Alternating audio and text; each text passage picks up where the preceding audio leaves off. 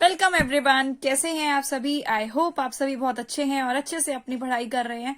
सारे कॉन्सेप्ट्स के साथ आपके सभी डाउट्स भी जो भी थे वो भी सब क्लियर हो रहे हैं। आज की इस वीडियो में आप देखोगे कि आप एल्जेब्रिक एक्सप्रेशंस के लिए कैसे मल्टीप्लीकेशन को परफॉर्म करके दिखा सकते हो। अभी तक हम एडिशन और सब्ट्रैक्शन तक देख चुके हैं, जिसमें आपने एडिशन और सब्ट्रैक्शन को परफॉर्म करने के लिए दो मेथड सीखे थे। कौन से थे? रॉ मेथड और कॉलम मेथड।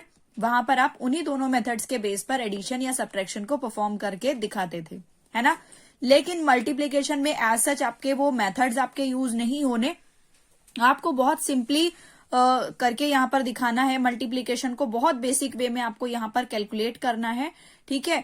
बट एक बात इंपॉर्टेंट है कि आपको एडिशन और सब्ट्रैक्शन वाले केस में लाइक टर्म्स मैटर करती थी, है ना। वहां पर आपको क्या करना होता था, अगर आपके पास लाइक टर्म्स होती थी तभी आप एडिशन या सब्ट्रैक्शन परफॉर्म कर पाते थे, और अगर अनलाइक टर्म्स होती थी उस केस में आप एडिशन भी परफॉर्म नहीं कर पाते थे और ना ही सब्ट्रैक्शन को, है ना।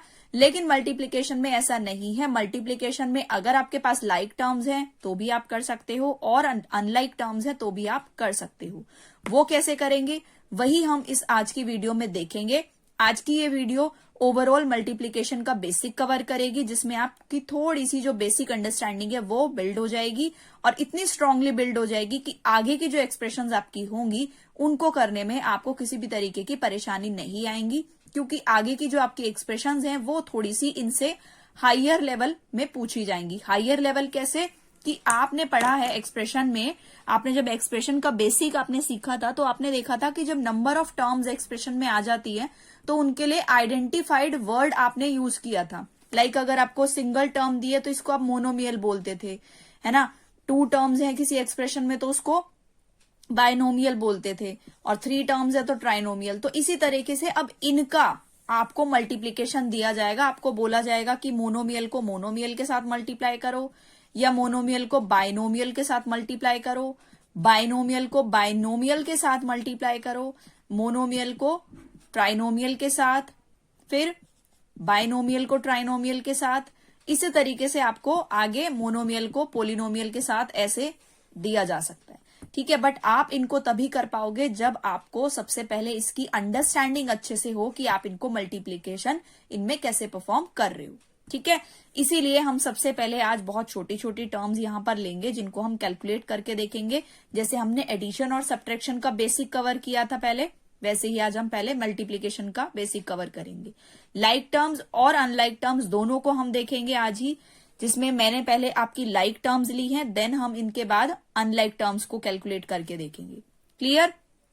अब आपको क्या करना होता था, एक बार मैं कंपेयर करते हुए यहां पर आपको समझा दूं कि आपको अगर एडिशन या सब्ट्रैक्शन के केस में लाइक अगर ऐसा दे दिया जाता था, ठीक है, इनको ऐड करने के लिए दिया गया, लाइक टर्म्स है ना, लाइक टर्म्स को ऐड करने के लिए दिया गया, तो आप क्या करते थे जनरली? इनका मीनिंग आपको पता होता था टर्म्स का। इसका क्या मतलब है कि 4 टाइम्स एक्स है, जिनको आपको इनका मल्टीप्लाई करके आपको 4x मिल गया, और यहां है 3x, है ना। अब आपको इनको ऐड करना है तो आप डायरेक्टली इनको ऐड कर दोगे, 1 2 3 4 5 6 7, तो आपको आंसर मिल जाएगा 7x।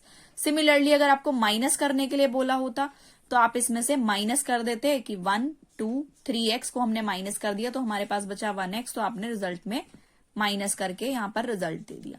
लेकिन अगर यहां पर 3y हो जाता, ठीक है, इसका मतलब होता 3 टाइम्स y, तब आप x में से y को कैसे आप माइनस करके दिखा पाते?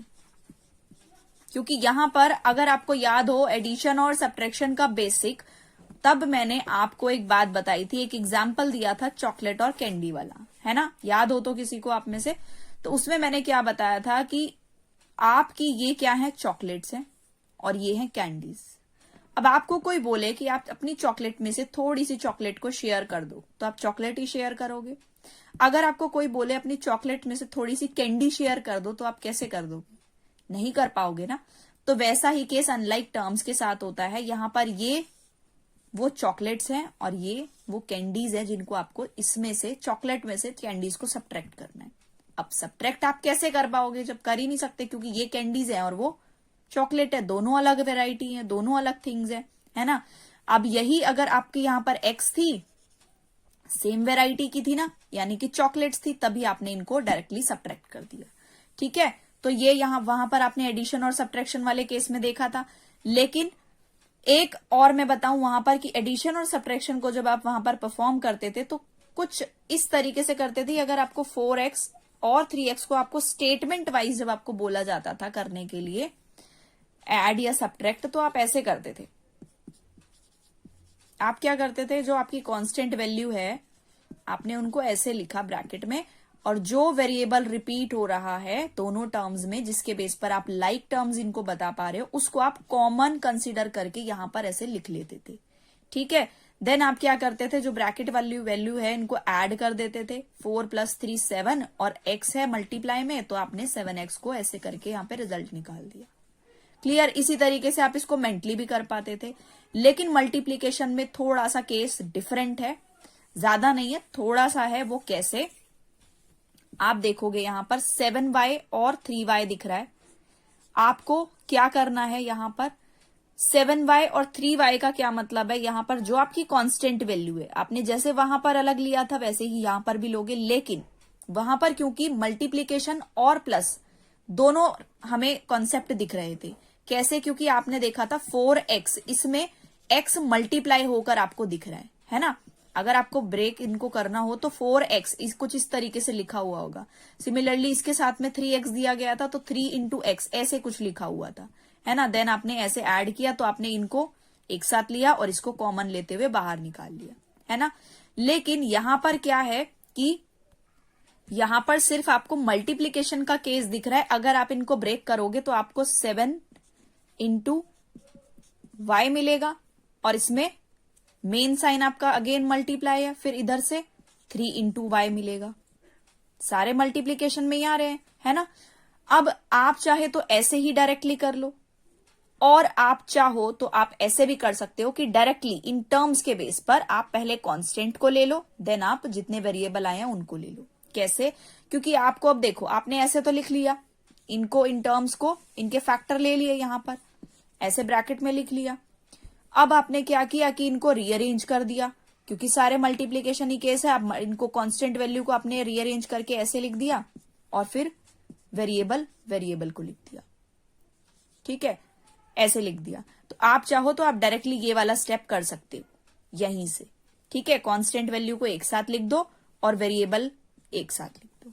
क्लियर। अब आपको क्या करना है, सिंपली यहां पर मल्टीप्लाई बोला है करने के लिए, तो आप क्या करोगे, मल्टीप्लाई करोगे 7 × 3, यानी कि कितना आएगा आंसर 21।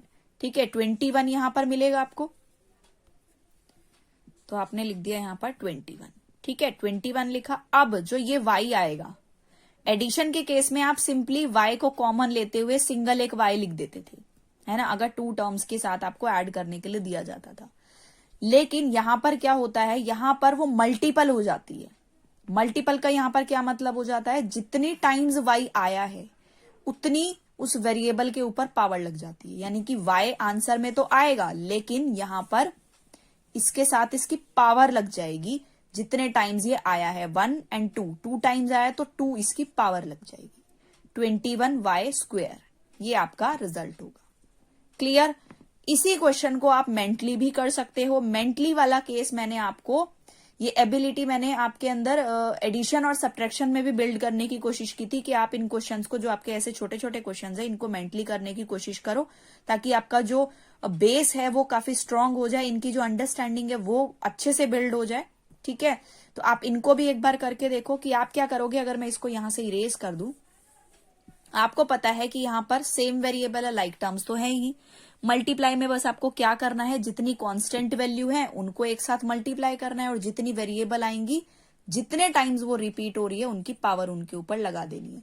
यानी कि कांस्टेंट वैल्यू को पहले माइंड में कैलकुलेट करो, 7 × 3 कितना होगा 21, और y तो आपको लिखना ही है। ठीक है, अब y कितने टाइम आया है 1 और 2, तो 2 इसकी पावर लग गई, ये आपका आंसर आ गया 21y²। सिंपल, यही हमने आंसर निकाला था अभी। तो ऐसे आपको मेंटली भी कैलकुलेट करना आना चाहिए और स्टेप बाय स्टेप भी। ठीक है, स्टेप बाय स्टेप आपका तब यूजफुल होगा जब आपको प्रॉपर सॉल्व करके वो करना होगा, और डायरेक्टली आपको वन टर्म में आंसर देना है तो वो आपका तब यूजफुल होगा जब आपको एक तो 1 मार्क के क्वेश्चन अगर पूछे जा रहे हैं तब आप फटाफट से उसमें कर दोगे, ठीक है। और आपके बहुत बड़े अगर क्वेश्चन आ जाते हैं, जैसे अभी आगे आपको एक्सप्रेशंस देखने को मिलेंगी, ठीक है, तो उस केस में जब ऐसी छोटी छोटी टर्म्स आएंगी तो आप फटाफट से माइंड में ऐसे कैलकुलेट करके डायरेक्टली उनकी टर्म्स लिख दोगे, उससे आपकी कैलकुलेशन काफी फास्ट हो जाएगी, ठीक है। तो इसीलिए मेंटली आपने कर लिया और इसको स्टेप बाय स्टेप भी सीख लिया। अब हम नेक्स्ट क्वेश्चन की तरफ मूव करते हैं। आपका यहां पर दिया x इंटू 3x। आपको पता है x यहां पर विदाउट कांस्टेंट क्या आया, इसका मतलब हमें यहां पर अंडरस्टूड है कि इसके साथ कांस्टेंट क्या है, 1 है, ठीक है। अब आप इसको क्या कर सकते हो, या तो यहां पर स्टेप बाय स्टेप अगर हम करने की कोशिश करें तो आप ऐसे लिख सकते हो कि 1 इंटू 3, फिर उसके बाद फर्स्ट टर्म का x, देन सेकेंड टर्म का x लिख लिया, फिर 3 इंटू 1 कितना होगा 3, और x तो आएगा ही, लेकिन x कितने टाइम आया है 1 and 2, तो 2 इसकी पावर लग जाएगी। फाइनल आंसर आपका होगा 3x स्क्वेयर। क्लियर। मेंटली भी अगर आप इसको करोगे तो आपको कैसे करना है, आपको पता है 3 है और यहां पर 1 है, ठीक है, तो 3 1 3 ही आपको मिलेगा, और x यहां पर आया है तो x आपका आंसर में तो आएगा ही, लेकिन उसकी पावर लगेगी अकॉर्डिंग टू जितने टाइम्स वो आया है, कितनी बार आया 1 and 2, तो 2 इसकी पावर लग जाएगी, आंसर हो जाएगा 3x square. Clear. Next question करते हैं। तो नेक्स्ट क्वेश्चन है आपका यहां पर, अब आप इसको भी अगर स्टेप बाय स्टेप करोगे तो कैसे करोगे, पहले यहां पर जो कांस्टेंट वैल्यूज आई हैं आपने उनको लिख लिया, 5, देन मल्टीप्लाई में -3, एंड उसके बाद आपके वेरिएबल्स आ जाएंगे, फर्स्ट टर्म का variable x, then second term का वेरिएबल x स्क्वेयर। क्लियर। अब आपको क्या करना है, इनको आपने मल्टीप्लाई किया, 5 3 15, और माइनस में है ये प्लस में है, तो आपको पता है रिजल्ट में क्या आता है, प्लस माइनस माइनस, रिजल्ट में यहां पर माइनस आएगा। क्लियर। देन x है, x यहां आ जाएगा, ठीक है, और जितनी पावर होंगी आपको दिख रहा है 2 पावर्स तो इसके पास ऑलरेडी है, ये वाली और इसके साथ ऐड हो जाएंगी तो ये कितनी पावर बन जाएंगी 3। आप इसको ऐसे समझ सकते हो, जब इस तरीके का केस आपको दिखे कि वेरिएबल में आपको सेम वेरिएबल तो दिख रहा है लेकिन उनकी पावर्स अलग अलग है, तब आपको क्या करना है, इनकी वेरिएबल्स को ऐड कर देना है। इसकी पावर कितनी है 1, तो आपने इसको ऐसे लिख लिया, और इसकी पावर 2, तो आपने अब फाइनल आंसर में आप क्या करोगे, -15x, और इनकी पावर जब आपने ऐड कर दी तो वो आ जाएगी 3। ठीक है। आप ये वाला स्टेप स्किप भी कर सकते हो, लेकिन सिर्फ तभी अगर आपको काफी अच्छे से ये कॉन्सेप्ट पता है। ठीक है, अगर आपको नहीं पता है तो आप ऐसे इसको लिखना, पहले जितनी ऐसे पावर आई है तब आपको ऐसे ऐड कर देना है, देन आप फाइनल आंसर लिखोगे। ठीक है, जब आपको अच्छे से समझ में आ जाएगा तब आप ये वाला स्टेप स्किप करके तब आप माइंड में ही फटाफट से देख लेना कि यहाँ पर तो x आया, x की पावर 1 है और यहाँ पर x की पावर 2 है। आप ये समझ सकते हो कि इसका मतलब है कि x इंटू एक्स। अब आप कैलकुलेट कर दोगे तो 1 2 3 टाइम्स आ रहा है तो x की पावर 3 लग जाएगी। ठीक है, आप ऐसे कर सकते हो मेंटली। ठीक है, अब इसको भी एक बार मेंटली देख लेते हैं हम। इसमें आपको क्या करना है, आपको पता है 5 3 15 होगा, कांस्टेंट को आप मल्टीप्लाई करोगे तो 5 3 15 आपको आंसर मिलेगा, लेकिन नेगेटिव में मिलेगा क्योंकि यहां पर नेगेटिव और यहां पॉजिटिव, नेगेटिव पॉजिटिव को कंपेयर करते हुए नेगेटिव रिजल्ट होता है, तो यहां पर -15 मिलेगा। अब यहां पर आपको दिख रहा है 1x एंड 2x यहां पर है। ठीक है, 2 है यहां पर x और 1x ये वाला भी अगर ऐड हो जाए इनके साथ तो 3x बन जाएंगे, यानी कि x तो यहां पर आएगा और x की जो पावर आई है यहाँ पर 2 पावर यहाँ पर आई है और 1 पावर यहाँ पर है, यानी कि टोटल कितनी है 3 पावर है, तो आपको रिजल्ट में मिल गया -15 x की पावर 3। क्लियर। अब इसको करेंगे, यहां पर क्या करना है 4 इंटू 9, ये कांस्टेंट आपने लिख लिया, देन यहां पर आ गया x की क्यूब, या फिर आप कह सकते हो कि x की power 3, then multiply x square या फिर x की पावर 2। क्लियर।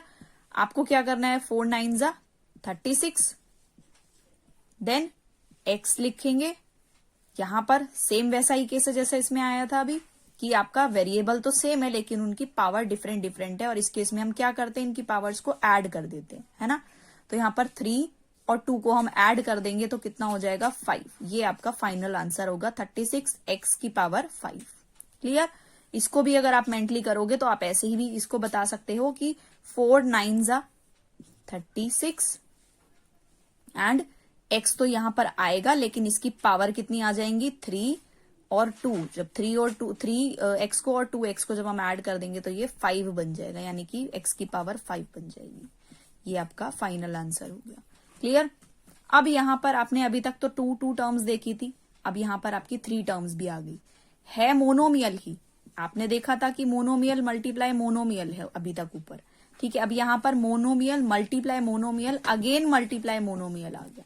ठीक है, लेकिन सिर्फ और सिर्फ मोनोमियल ही रिपीट हुआ है यहाँ पर। ठीक है, तो आपकी सिंगल टर्म्स को ऐसे आपकी नंबर ऑफ में भी दे सकते हैं, सिर्फ जरूरी नहीं है कि हमेशा 2 ही दें, मोर देन 2 भी हो सकती है, जैसे आपका इसमें आया 3 आ गई। ठीक है, तो आप इसको भी ऐसे ही करोगे, जितनी कांस्टेंट वैल्यू है उनको आप लिखोगे पहले 4 देन 5 अगेन 5 है तो आपने 5 लिखा, फिर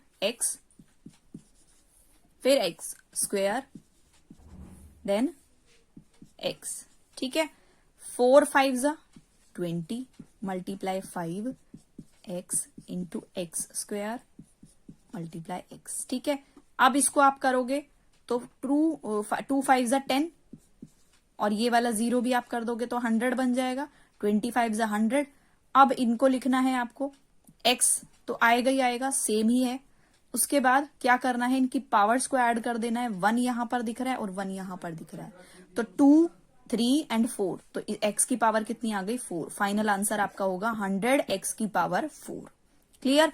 मेंटली भी अगर आप इसको करते तो कैसे करते, 4 5 जा 20 एंड 25 जा 100। क्लियर। अब आप देख रहे होगे 25 जा 100, आप 20 का टेबल करने बैठ जाओगे। यहां पर आप क्या कर सकते हो, जब आपका इस तरीके का कोई नंबर आता है ऐसा जिसमें 0 लगी हो, ठीक है, वो 1 हो या 2 0 कितनी भी हो, आपको क्या करना है, बस जो 0 के अलावा जितने नंबर है उनको डायरेक्टली आप मल्टीप्लाई करना और जितनी जीरोज आई है उनको वहां पर लिख देना। यानी कि 2 5 जा 10 होता है। अब कितनी 0 आई है, एक ना, तो आपने एक 0 और लगा दी, 100 आंसर मिल गया। ठीक है, तो ये उस केस के लिए बताया मैंने, जब आपकी मोर देन 2 टर्म्स अगर आ गई। अभी यहां पर तो 3 है, लेकिन और भी अगर थोड़े बड़े नंबर दे दिए, यहीं पर अगर 14 और 15 दे दिया जाता, ठीक है, कुछ इस तरीके के बड़े बड़े नंबर्स होते, तब आपको थोड़ा सा डिफिकल्ट होता। इसी वजह से मैंने यहां पर आपको अभी साथ साथ ये बता दिया। ठीक है, तो आपको क्या आंसर मिल रहा है, 4 5 जा 20 एंड 25 जा 100। ठीक है, और x है तो x आपने लिखा। x की पावर को अब ऐड करोगे तो 1 एंड 2 कितना हुआ 3, और 3 में 1 और प्लस कर दो तो 4, x की पावर 4, 100 x की पावर 4। ये आपका फाइनल आंसर हो गया। क्लियर। ये लाइक टर्म्स का आपने मल्टीप्लीकेशन देख लिया। अब हम इसके बाद अनलाइक टर्म्स का मल्टीप्लीकेशन देखेंगे कि आप अनलाइक टर्म्स के लिए कैसे परफॉर्म करके दिखाओगे। ठीक है, तो ये है वो आपके अनलाइक के लिए क्वेश्चंस। ठीक है, अनलाइक टर्म्स वाले क्वेश्चंस। अब आप इनको कैसे करोगे, इनके लिए भी आपको उसी तरीके से कांस्टेंट वैल्यूज को लेना है पहले, देन वेरिएबल्स को लिखना है। कैसे, आप क्या करोगे, कांस्टेंट वैल्यूज को आपने एक साइड लिख लिया पहले, 7 मल्टीप्लाई 3, देन आपके जितने वेरिएबल आए हैं, जो भी वेरिएबल आए हैं आप उनको लिखोगे। पहली टर्म में आपका x आया है और सेकंड टर्म में आपका y आया है। क्लियर। अब आपको क्या करना है, इनको मल्टीप्लाई करना है। 7 3 जा 21, तो 21 आ गया। अब यहां पर आपको पता है अनलाइक टर्म्स में आपकी डिफरेंट वेराइटीज होती है, तो यहां पर जब अलग अलग वेराइटीज हैं, जब आप इनको ऐड या सब्ट्रैक्ट ही नहीं कर पा रहे थे, तो मल्टीप्लाई आप प्रॉपर तो नहीं कर पाओगे, लेकिन आप इनको कैसे लिखकर दिखा सकते हो कि एक जो एक्स वेराइटी वाली थिंग है आपने उसको भी मल्टीप्लाई कर दिया और वाई वेराइटी वाली को भी मल्टीप्लाई करके, इसको भी यहां पर मल्टीप्लाई करके फाइनल आंसर निकाल दिया। ठीक है, यानी कि आपने क्या निकाला आंसर में, 21xy। तो ऐसे ही आपको आगे के अनलाइक टर्म्स में भी करना है। आप क्या करोगे, यहां पर जो आपका कांस्टेंट वैल्यू होगी उनको तो आप डायरेक्टली जैसे मल्टीप्लाई करते हो वैसे ही आप मल्टीप्लाई करोगे। साथ ही साथ जो आपकी अनलाइक वेरिएबल्स आ रही हैं उनको इस तरीके से आपको मल्टीप्लाई करके लिख देना है। यहां पर आई होप समझ में आ गया होगा। इसको भी अगर आप इसको मेंटली अगर आप देखो तो आप कैसे करोगे, इसको भी आपको क्या करना है, 7 3 जा 21 होता है, तो आपने 21 लिखा और आपको पता है x और यहां डिफरेंट है ना, y है, तो आप x में पावर या y में तो पावर नहीं लगा सकते। आपको क्या करना है, जो भी अलग अलग आए हैं वेरिएबल उनको आपको ऐसे मल्टीप्लाई करके लिख देना है, यानी कि फाइनल आंसर आपका होगा 21xy। क्लियर। नेक्स्ट क्वेश्चन देखते हैं, x मल्टीप्लाई 3y। आपको पता ही है यहां पर क्या है 1, तो 3 1 जा 1 होगा। पहले हम स्टेप बाय स्टेप कर लेते हैं इसको, 1 into 3 then x and y। Clear. अब मल्टीप्लाई करोगे 1 3 इंटू किया तो आपको मिला रिजल्ट में 3, देन x इंटू वाई तो आपको xy मिल जाएगा। तो फाइनल आंसर हो गया आपका 3xy। इसको भी अगर मेंटली करते तो आप डायरेक्टली यहां पर कर देते कि 3 इंटू 1 3 होगा और x और y दोनों डिफरेंट हैं, तो हमें क्या करना है, बस x और y को ऐसे मल्टीप्लाई करके लिख देना है। फाइनल आंसर आपको मिल जाएगा 3xy। क्लियर। नेक्स्ट करते हैं, यहां पर आपके वेरिएबल्स पावर वाले आ गए। आपको इनसे भी इसी तरीके से मतलब स्टेप बाय स्टेप इनके लिए भी ऐसे ही करना है। कांस्टेंट आपने लिखा 2, फिर 4, फिर उसके बाद फर्स्ट टर्म का वेरिएबल कितना है x की पावर 3, देन सेकंड का आपने लिखा x की पावर 2 एंड मल्टीप्लाई y। आप इसको ऐसे भी लिख सकते हो और इसको आप ऐसे भी लिख सकते हो। ठीक है। अब आपको क्या करना है, सिमिलरली आपको जैसे ऊपर किया था कांस्टेंट वैल्यू इसको मल्टीप्लाई करोगे 2 4 जा 8 मिलेगा। ठीक है। अब आपको यहां पर दो वेरिएबल दिख रहे हैं, एक x है और एक y है। x के लिए आपको पता ही है जब x आपका लाइक वेरिएबल जब आ जाता है तो आपको क्या करना होता है, इनकी पावर्स को ऐड करना होता है। तो यहां पर आप ऐड कर दोगे 3 + 2 कितना हो जाएगा 5। तो x की पावर तो 5 आ जाएगी, लेकिन y क्योंकि 1 ही है यहां पर तो y 1 ही रहेगा। फाइनल आंसर होगा 8 x की पावर 5 y। ठीक है। अगर इसको भी आप मेंटली करते तो आप इसको भी कर सकते हो।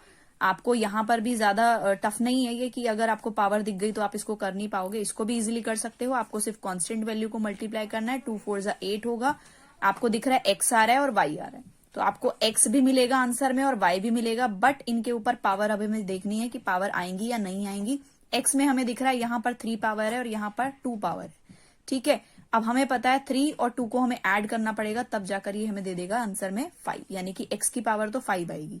लेकिन हमें दिख रहा है कि y यहां पर सिर्फ 1 ही है, y की पावर 1 है, तो y 1 ही रहेगी उसकी पावर। तो फाइनल आंसर आपको मिल जाएगा 8 x की पावर 5 और y। क्लियर। नेक्स्ट करते हैं, यहां पर आपको नेगेटिव वैल्यू के साथ दे दिया है 4 into -6 then into x into y square into x cube. आप इनको ऐसे अलग भी लिख सकते हो और जैसे अभी मैंने ऊपर बताया था आप एक साथ भी इनको लिख सकते हो। ठीक है। अब क्या करना है, कांस्टेंट वैल्यू को आपने मल्टीप्लाई किया, 6 4 जा 24, नेगेटिव में है प्लस माइनस माइनस होगा तो माइनस आ जाएगा -24, देन एक्स की पावर यहां 1 है और यहां 3 है, तो ये ऐड होंगी तो कितना आएगा, कितनी आएगी पावर 4, तो यहां पर x की पावर फाइनल 4 लगेगी। ठीक है। अब y आपको दिख रहा है, y और कहीं तो रिपीट नहीं है, y की पावर सिर्फ 2 दे रखी है तो 2 ही होगी, तो यहां पर y की पावर आप 2 ऐसे लिख दोगे। तो फाइनल आंसर आपको मिलेगा -24 x की पावर 4 एंड y स्क्वेयर या y की पावर 2। क्लियर। मेंटली इसको करते तो आप इसको भी ऐसे ही कर सकते थे कि आपने 4 और 6 को मल्टीप्लाई किया, 24 आपको मिला, आपको दिख रहा है पॉजिटिव और नेगेटिव है, माइंड में ही आपने कंपेयर कर लिया कि प्लस माइनस माइनस होता है तो रिजल्ट के साथ माइनस का साइन आएगा। और x और y मेरे को दो वेरिएबल यहां पर दिख रहे हैं, तो दो वेरिएबल तो होंगे ही, लेकिन पावर मुझे चेक करनी है कि यहां पर 1 है और यहां पर 3 है, तो 3 और 1 को जब मैं ऐड करूंगी तो मेरे को 4 मिल जाएगी और y की पावर यहां पर 2 दे रखी है तो मैं 2 ही लिख दूंगी। क्लियर। तो ये हो गया आपका मेंटली सॉल्व करके डायरेक्टली आंसर। अब ये वाला क्वेश्चन देखते हैं 3 टर्म्स वाला। ठीक है। यहां पर आपको क्या करना है, 4 इंटू 5 इंटू 6 इंटू यहां पर फर्स्ट टर्म में दिख रहा है आपको एक्स वाई, सेकेंड में दिख रहा है आपको एक्स स्क्वेयर वाई स्क्वेयर। ठीक है। फिर थर्ड में आपको दिख रहा है एक्स क्यूब और वाई क्यूब। क्लियर। आप इनको भी ऐसे करोगे, 4 5 जा 20 देन 6, फिर आपने इस तरीके से इनको लिख दिया। ठीक है। फिर आपने इसको किया, अभी मैंने मेथड बताया था ना, 6 2 आप 0 के अलावा जो नंबर है आप डायरेक्टली उनको मल्टीप्लाई कर दो। 6 2 12, तो आपने 12 लिखा और कितनी जीरो है, 1 है, तो आपने एक जीरो लगा दी, तो 120 आपको फाइनली आंसर मिल गया। ठीक है, कांस्टेंट को मल्टीप्लाई करके। अब x और y सब में एक्स वाई दिख रहा है, तो आपको पता है x और y तो आएगा ही। इनकी पावर क्या होगी, यहां आपको दिख रही है 1 है, यहाँ 2 है और यहाँ 3 है। अब आप इन सबको जब ऐड करोगे तो 1 + 2 कितना होगा, 3, और 3 + 3 होगा 6, तो यहां पर आपको फाइनली x की पावर 6 मिली। अब y के लिए चेक करेंगे, y की पावर यहाँ 1 है, यहाँ 2 है और यहाँ 3 है, तो 1 + 2 कितना होगा, 3, और 3 + 3 करेंगे तो 6। इसका मतलब यहाँ पावर होगी y की 6। फाइनल आपको आंसर मिलेगा 120, x की पावर 6 और y की पावर 6। इसको भी मेंटली करते तो ऐसे ही कर देते आप, 4 5 = 20 एंड 26 = 120। 120 करके आप यहाँ पे ऐसे आंसर लिख देते। फिर आपको दिख रहा है x और y आ रहा है, तो आपने x और y तो लिख दिया, उसके बाद इनकी पावर्स को यहीं पर चेक कर लिया। x की पावर यहाँ 1 है, यहाँ 2 है और यहाँ 3 है। डायरेक्टली इनकी पावर को ऐड किया, 3 + 2 5 एंड 1 6, तो यहाँ पर 6 लगा दिया। फिर y के लिए चेक किया, 3 + 2 5 एंड 1 6, तो ये आपका फाइनल आंसर ऐसे भी हो गया। क्लियर? आई होप आपको समझ में आ गया होगा कि आप लाइक टर्म्स को कैसे कर रहे हो और अनलाइक टर्म्स को कैसे कर रहे हो। ठीक है, मल्टीप्लाई का आपका जो बेसिक है वो अच्छे से आपको समझ में आ चुका होगा कि आप इनको किस तरीके से परफॉर्म करके दिखाओगे, स्टेप बाय स्टेप भी और मेंटली भी। क्लियर? अब नेक्स्ट वीडियो में हम इसी की और एक्सप्रेशंस को देखेंगे जो मैंने बताया था बाइनोमियल ट्राइनोमियल्स के साथ। ठीक है, उनके साथ हम समझेंगे कि हम उनके साथ इनको किस तरीके से कर सकते हैं, क्योंकि यहाँ पर तो हमने बहुत सिंपल सी ली थी। अब वहां पर हम देखेंगे कि अगर आपकी बाइनोमियल आ जाती है या ट्राइनोमियल आ जाती है तो आप उनके साथ मोनोमियल्स को किस तरीके से मल्टीप्लाई करोगे। आई होप ये वीडियो आपको समझ में आई होगी, सारे क्वेश्चन समझ में आए होंगे, लाइक टर्म्स को कैसे परफॉर्म करेंगे और अनलाइक टर्म्स को कैसे परफॉर्म करेंगे। मल्टीप्लीकेशन के लिए दोनों आपको कॉन्सेप्ट अच्छे से समझ में आ गए होंगे। सो मिलते हैं हम नेक्स्ट वीडियो में, तब तक के लिए आप इन क्वेश्चंस की प्रैक्टिस करो अच्छे से, आपकी जो बुक के क्वेश्चंस हैं उनको भी प्रैक्टिस करो और पेरेंट्स की रिस्पेक्ट करते रहो, अपना ख्याल रखो, क्योंकि हेल्थ का अपना ध्यान रखोगे तभी आप अच्छे से पढ़ पाओगे। ठीक है, तो मिलते हैं, तब तक के लिए take care and bye bye.